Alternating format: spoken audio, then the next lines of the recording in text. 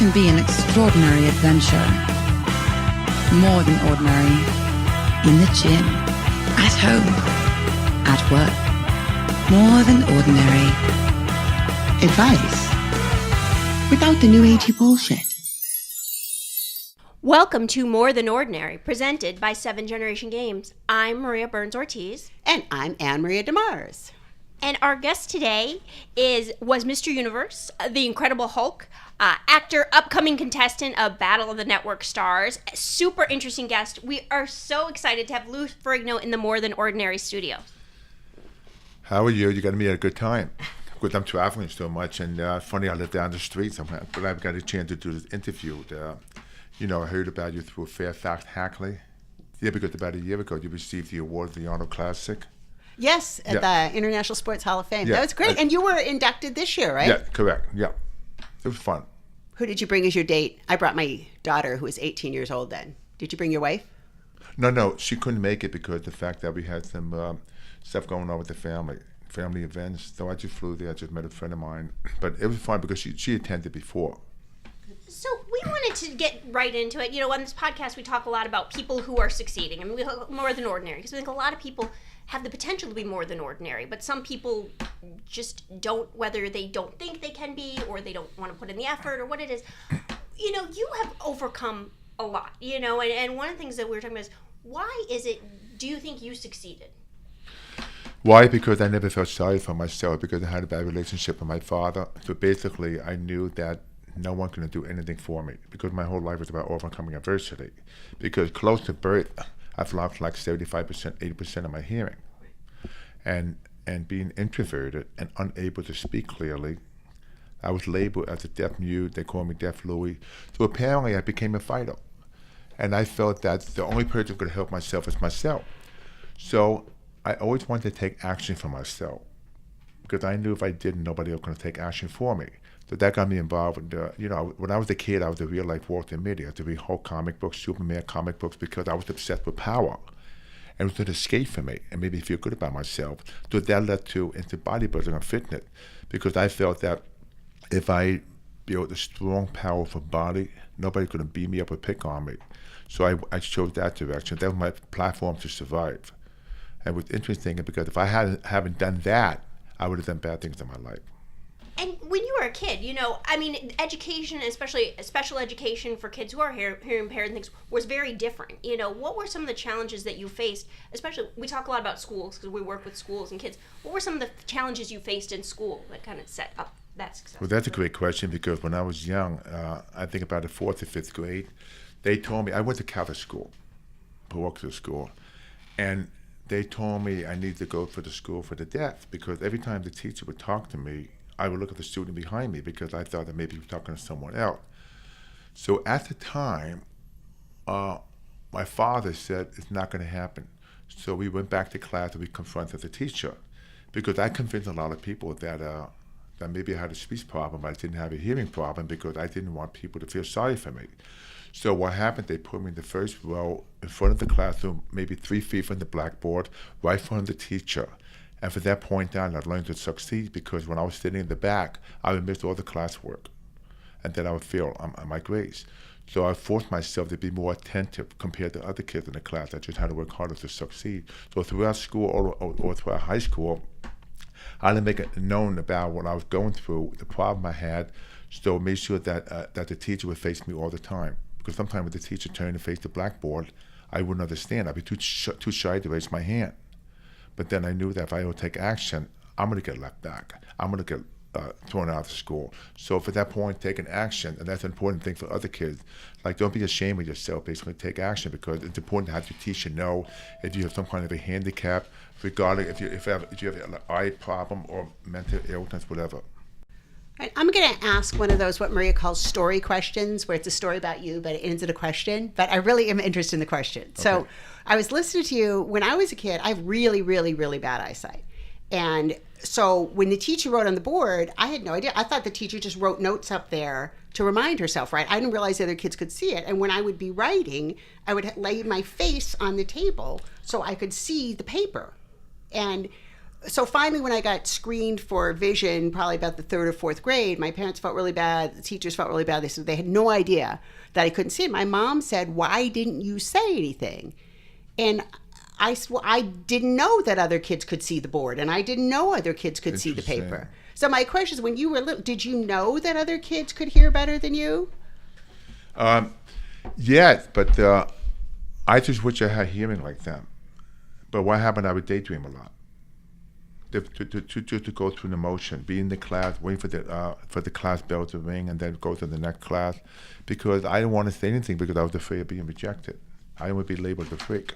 So I knew other kids had hearing. It's amazing how someone could sit there and just hear. Like, for example, I would see some classmates, they were almost like looking at a comic book, and they could absorb what's going on to it in the class. We have to really focus and pay attention, but other people, it's amazing when they're natural hearing, it was a breeze for them. So for me, I just had to work harder. But over time, I just learned to realize that the fact that I had to do something about it. It's interesting. But it's a good thing, because people that have a hearing problem listen better. Most people have a perfect hearing, don't listen. You know what I'm saying? Mm-hmm. So most people can't listen. If you talk to them, they're probably thinking or talking about something else. But when someone has a hearing problem, it's to get, because in a way, it makes you look at the person while they're speaking. Well, and I think I was reading that you got picked on a lot in school. Is that what happened? And then is that how you ended up in bodybuilding? You were talking about, you wanted to, were you getting in fights, or how did you make that transition then from, the kid at school to this huge successful bodybuilder? And well, what happened though, when I was young, I had an old-fashioned hearing aid, to strap around the chest, and I had like a box on my chest, and I had the wire go all the way to see the button sticking out of my ear.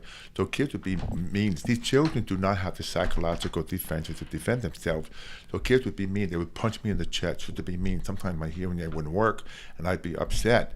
So I became a fighter. So like I mentioned before, reading this comic book, I just knew the only thing would save me would be power. So I decided to get into bodybuilding because I saw some muscle magazine.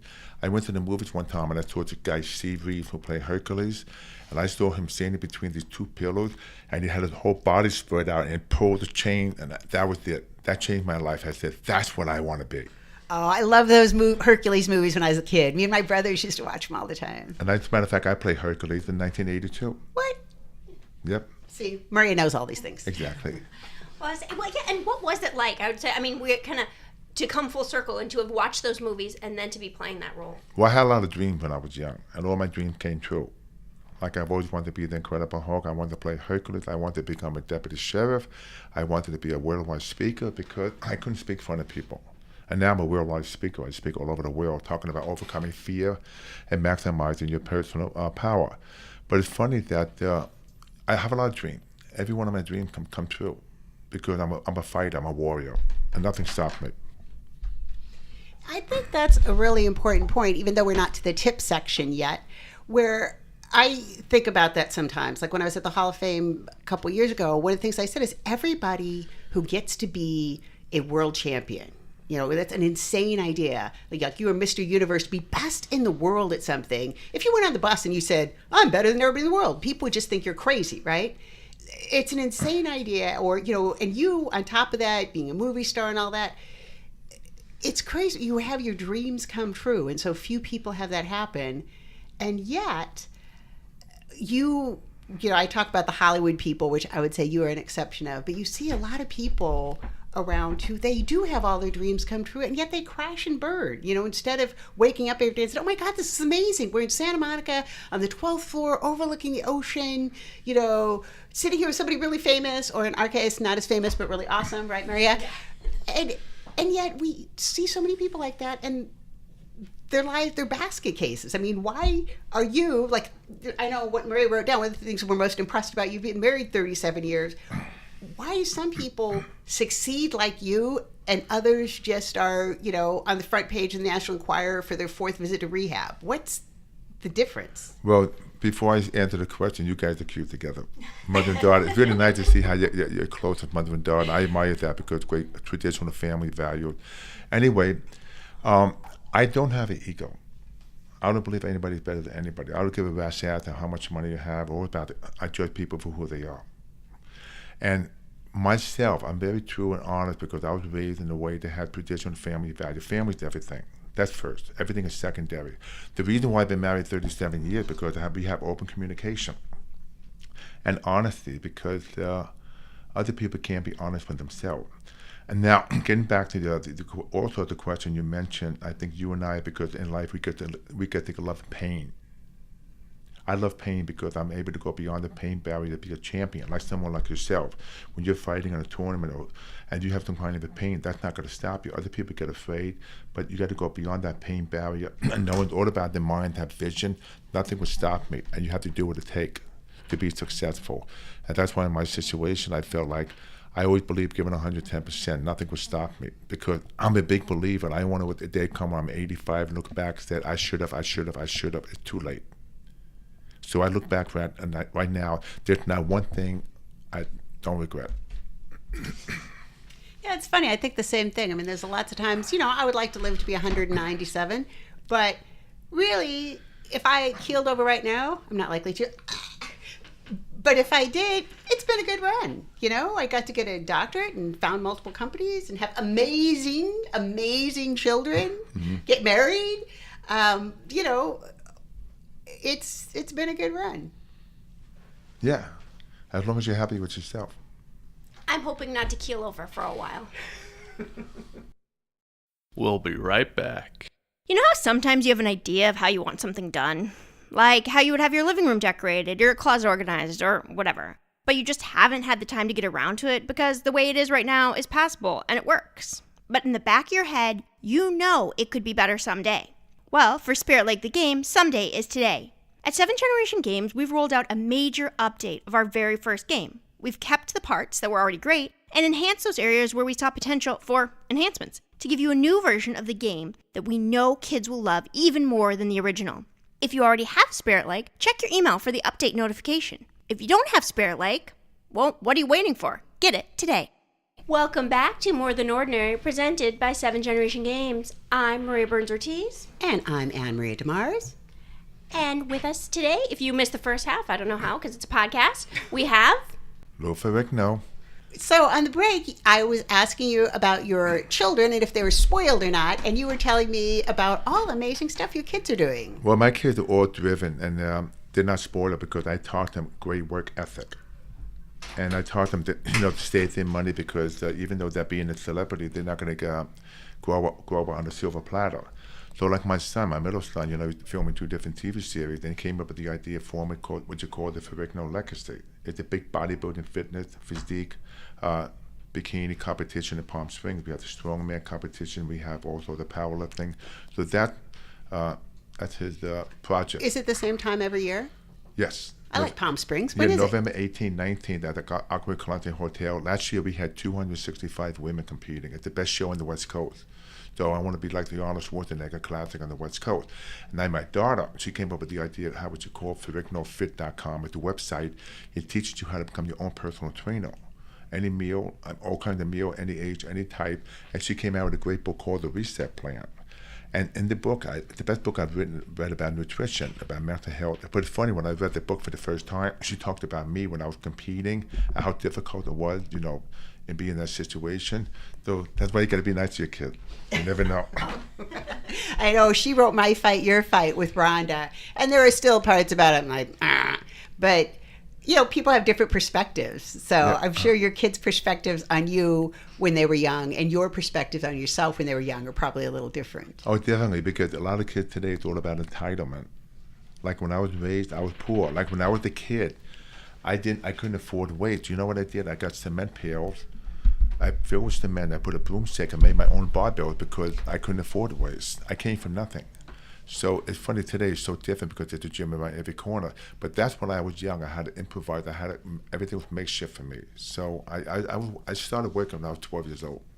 Yeah, it's funny. My brother and I, we both did judo when we were like 12, 13, 14 years old.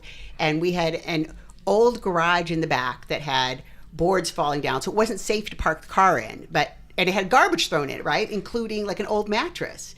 And so you might think it looked like, we lived in this broken down house and we had a garage that had boards, but we would go in the back and throw each other on the mattress, right? We thought that was a lot of fun. Wow. And So now, I bet it was unique for you because in your time, I mean, who would think of a girl like you involved in judo kind of stuff? Because everybody back then probably barefoot and pregnant, the typical housewife. well, I think I was fortunate too that I had a bunch of brothers, and I would not say that I was fortunate. My brothers were always trying to beat me up, but they were brothers. Not slowing down was something we were talking about. I mean, looking at your career, it has been, and a lot of times I was saying you look at actors and kind of go through their credits and things, and it's been like they did a thing here and something there, and a couple years later. But, going through your IMDb page, basically you've been working nonstop plus doing all of these other things that you're doing. And what do you credit that to? I credit it to passion. My passion is that I love competing with myself. I love maximizing what I can do. Like, for example, I just finished a big comedy in England. I was there for like a month called Persians of Throne, the comedy of Game of Thrones. So I got 4 films coming out. As a matter of fact, the film just came out called Instant Death. It's a martial arts action film. So it's called Instant Death, like the remake of Death Wish. But I'm just passionate because I train every day. I work out, I watch what I eat, and I'm passionate because I love competing with myself, combine the mind with the body. That keeps me young. That keeps me excited because I don't have an age factor thinking that you go along as you get older. Like, for example, they say at my age, it's time to be a grandpa, to have grandchildren and everything. I don't have a grandchildren, but I still feel like I'm 25 inside of myself because I'm I'm probably the most competitive human being you ever met in your life. I have runner-up right here, or at least your contender here. Well, I'm a Scorpio, so. Well, I saw these pictures of you and Rhonda, and I thought, wow, he must be a lot younger than I thought. So, I was... Aren't you glad you're younger than I am? No, because I saw those pictures, and I thought, I must have really been wrong, because I thought he was on TV when I was a kid. I must be wrong about that. So, obviously all the competing and all that pays off. See, I took a very different track than you. I won the world championships at 26, and now, I teach judo, and I try not to get hugely overweight or that. You still teach? I teach once a week on Fridays down South Los Angeles. But how often you practice? No, that's it. I run a software company, and you do a startup, and it sucks up your whole life. Yeah. And for me, in fact, I wrote a blog about that recently, about leaving everything in the field. When I was competing, like you, I had my knee replaced, I've had my thumb replaced, I had so many injuries, and there were so many things I wanted to do in addition to win. I got a doctorate, I wrote scientific articles, and I wanted to start this company. And really, I talked to the kids today that we met about this and said, the reason I'm not in prison right now is I was good at math. I was good at fighting, but I was good at math. I got a scholarship to college, and it changed my whole life. And I have friends who are on their 3rd strike, or who died over drug deals. And so I wanted to do other things. And even though you're still competing, it looks like you're doing those other things. You're building up those, like that legacy for other people to compete and giving other opportunities. Giving back. Like, what's interesting, because when I was young, you probably could relate to me, I had a tendency to transfer my anger because when I was born, I was not the perfect son. My father rejected me. I had a bad relationship with him. So I carried his pain, his burden. So I would transfer my anger. And then it got to a point where I got involved in bodybuilding, fitness. I would take that anger out in the gym. I'm sure yourself, because if you didn't have that, you and I think we'd probably be dead because, I could have done bad things because I had tremendous anger. It's like the Hulk. So I've learned to channel myself. So now, I'm giving back because, I've been a police officer. I've been a deputy sheriff for the last 12 years. I went through the academy. So I know what it's like to give back to people, to help people. But when I was young growing up, I didn't have anybody to help me. Nobody pat me on the back. So, I would watch movies, read books, but I never had the chance to meet people. Like, go to a convention or competition and say, hey, I feel important. I shake the celebrity hand. If you had to make that personal connection. But back in my time, I didn't have that. And I really like that. I like people who, like you said, don't feel like they're better than. Like, we were in Las Vegas one time, and Zion's energy drink had a contest, and so the winners got to meet Rhonda, and they said they were going to do a meet and greet. Well, if you're going to meet me, I would say, come have lunch. I thought that's how you did those things. So these people show up, and we have beer, and we have lunch. Right. And I guess that's not how meet and greets with celebrities normally go, but they do with our family. And I think there's something to, no matter how successful you get, to realize that you're just another person, and you got to be that success, because along the way, you got some breaks, and partly you got breaks because, okay, maybe you're hearing impaired, but look at you, you're an amazing athlete. And you obviously, yes, you worked hard and you did a lot, but you obviously have a lot of physical ability you were born with. And that kid that has, cerebral palsy or other things, no matter how hard they work, they're never going to be you. Right. So I try to appreciate that. Well, it was funny that I would say if I had perfect hearing, I would be at what I am now. It's true. I mentioned that to Rhonda the other day because I blew my knee out when I was a teenager, and I said, so I always had to do mat work and arm bars, and I got really good at that. And I remember talking to Rhonda, I would always say, if I hadn't hurt my knee, maybe I would have won the world championships 2 or 3 times. Wow. And she'd say, you know what, Mom? Or maybe you would have been just kind of good. You wouldn't have had to develop those other things. Yeah, but I think your mind, Rhonda being a world champion, but from talking to you, I think your mind is more fierce. Other words, that I think, how should I put it? I think if you were in Rhonda's shoes right now and her competitive spirit, I think would have been probably much more advanced because where you came from, like Rhonda being a fighter, being a phenomenal fighter, but I think because you have more anger in yourself, you had to be more of a survivor compared to what she had to survive because she having a mom like you. But like you, when you came from, you didn't have like a mother like yourself, so you had to be more of a fighter. I think the difference is you and I were trying to prove people wrong, but sometimes there are people like Rhonda and probably your kids that are trying to prove people right. Right. That's good too, though. Yeah. We've talked a lot about not just being about yourself, and you are involved in a lot of causes. What are some of the ones that are most important to you, and why? Well, I've done a lot of work with the hard of hearing, the deaf, and also I do a lot of work with muscular dystrophy, ALS, because I've always learned that my mother always told me, she said, you wake up every day and be thankful to have your health because your health is your greatest wealth. If you look at the past month or so, a lot of people have been passing on. Pancreatic cancer, about this, and you have to enjoy every day.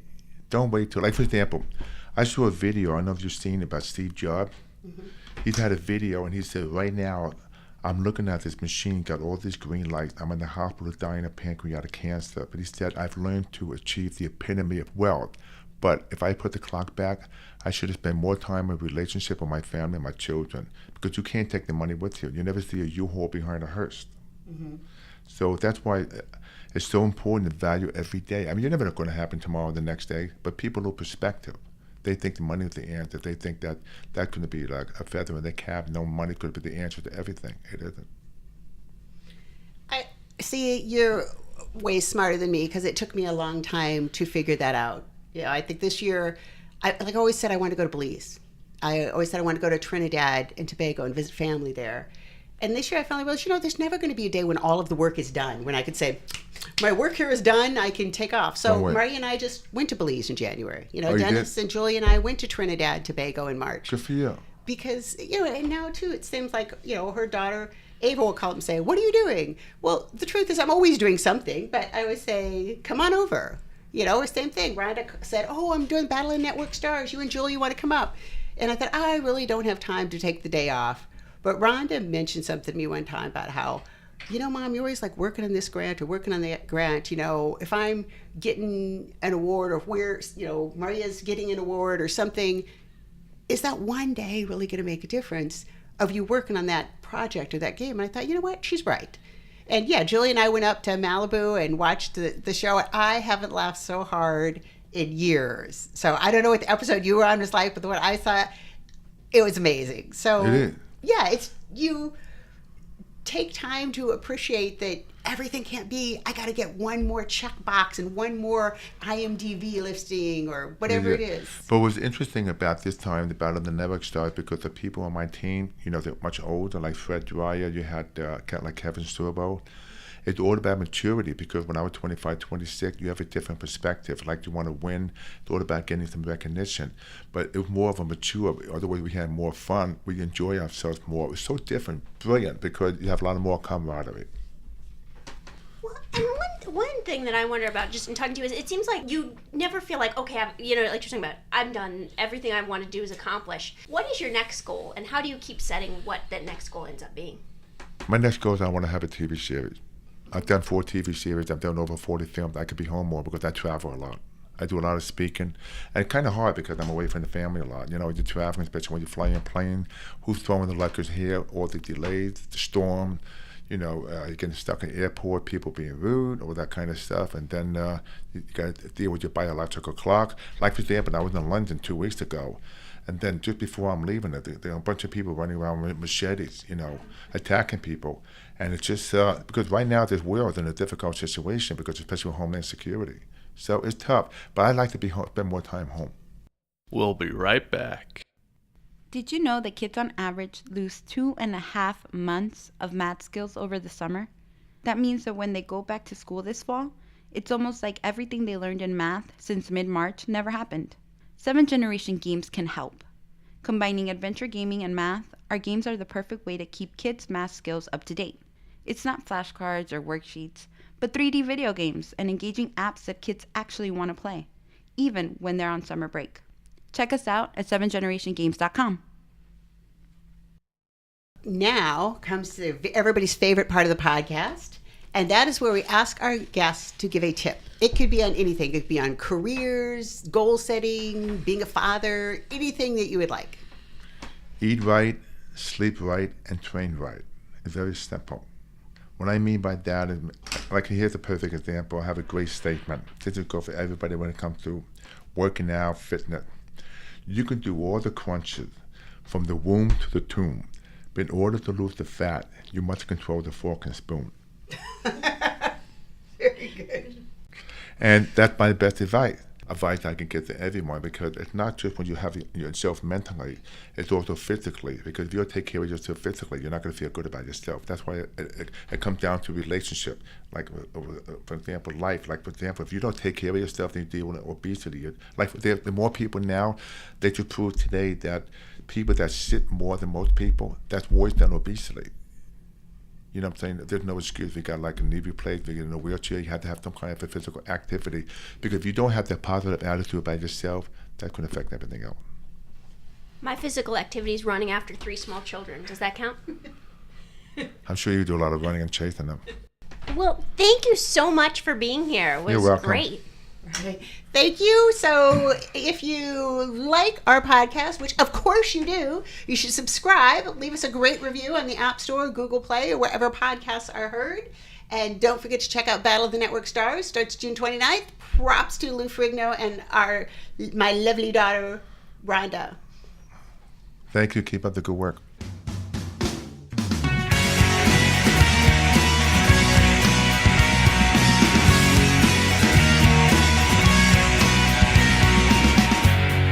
Thanks for listening to the More Than Ordinary podcast. For more information, please go to our website, 7generationgames.com. And that's 7 as in the number 7, generationgames.com. If you'd like to learn more about math and history, or increase your vocabulary while at the same time having fun, you can purchase our games at 7generationgames.com/buy. You can also donate and help a much deserving student. And as always, please tell a friend, and don't forget to rate us on iTunes. It's never too late to be more than ordinary.